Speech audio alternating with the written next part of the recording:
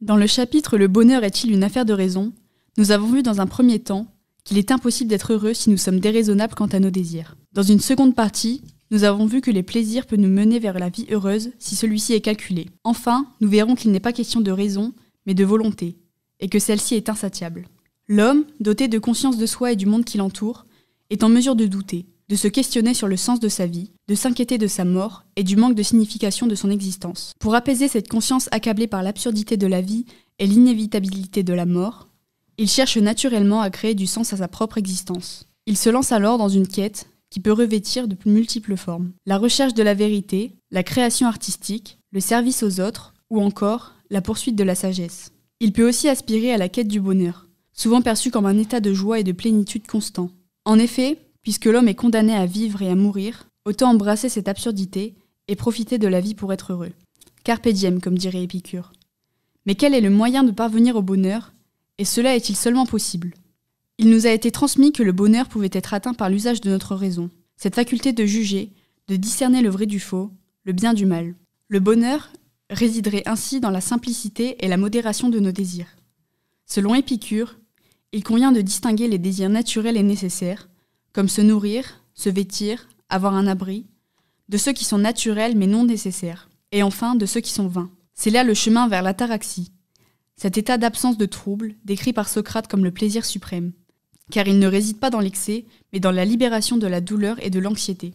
Le vrai bonheur, lorsqu'il est guidé par la raison, ne se trouve pas dans la satisfaction de tous nos désirs, mais dans l'harmonie intérieure que procure la vertu et la sagesse. L'âme raisonnable sait faire la distinction entre les désirs nécessaires et ceux qui sont superflus ou nuisibles.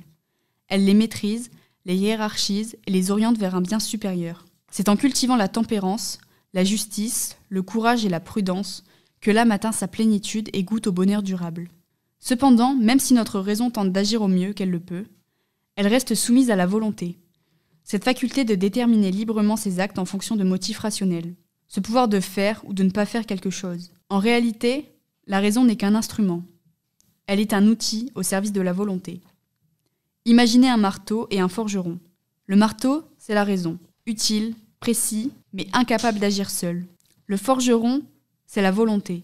C'est elle qui donne l'impulsion, qui façonne. La raison analyse, compare, calcule. Mais c'est la volonté qui décide, choisit et agit. Elle peut se servir de la raison pour atteindre ses fins, mais elle ne lui est pas soumise. Il existe donc une tension fondamentale entre notre capacité à raisonner et notre capacité à vouloir. C'est ce que Schopenhauer développe dans son œuvre principale, Le monde comme volonté et comme représentation.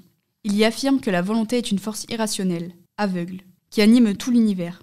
C'est elle qui nous pousse à désirer toujours davantage, rendant impossible la pleine satisfaction, et donc le bonheur durable. Le désir naît d'un manque, et par conséquent, il est le signe d'une souffrance. S'il n'est pas comblé, il provoque un vide et une douleur intérieure. S'il l'est, il ne procure qu'un soulagement temporaire, vite remplacé par l'ennui, avant de retomber dans un nouvel état de manque. C'est en ce sens que Schopenhauer écrit « L'être désirant oscille constamment entre la souffrance du manque et l'ennui lié à la satisfaction. Le désir est par nature insatiable, car il découle de la volonté. Cette force fondamentale qui se manifeste en toute chose. Cette volonté est liée à notre vouloir vivre. Une impulsion incessante vers l'existence, vers la continuation de soi.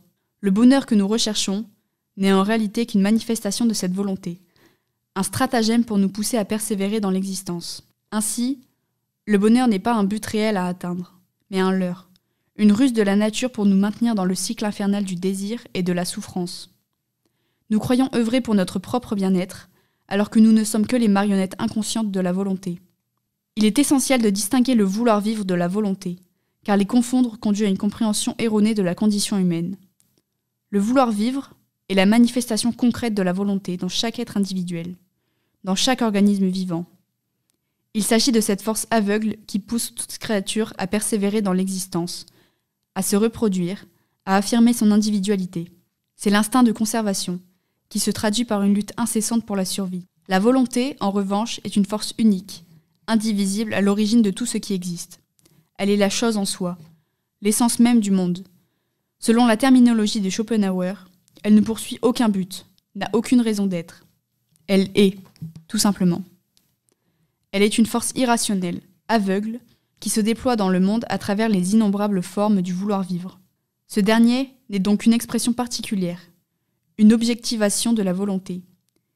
Il faut bien comprendre que la volonté n'est pas une volonté personnelle. Elle est impersonnelle, universelle et transcende toute individualité. Dans cette perspective, le bonheur apparaît comme une illusion, que l'homme s'évertue à poursuivre sans jamais pouvoir réellement atteindre. Le bonheur, tel qu'on le conçoit communément, n'est en réalité qu'une simple absence de souffrance, un état transitoire, un court répit au sein du cycle sans fin du désir et de la frustration. Il dépend de la satisfaction de nos besoins, de l'accomplissement de nos désirs. Or, le désir est par nature insatiable. Dès qu'un besoin est comblé, un autre surgit aussitôt, nous entraînant dans une course perpétuelle et vaine. Ainsi, le plus désirable, c'est l'euthanasie de la volonté. Il faut réduire à néant nos désirs afin de se détacher de la souffrance liée au manque et des illusions qui leur sont intrinsèquement liées. L'objectif est d'atteindre un état d'ataraxie, c'est-à-dire une absence de trouble, en se libérant des chaînes de la volonté. Cela implique un détachement profond, un renoncement radical, une acceptation lucide de la souffrance comme composante inévitable de l'existence. Ce n'est pas un plaisir, mais bien une cessation de la douleur, un état de paix intérieure, aussi fragile et éphémère soit-il.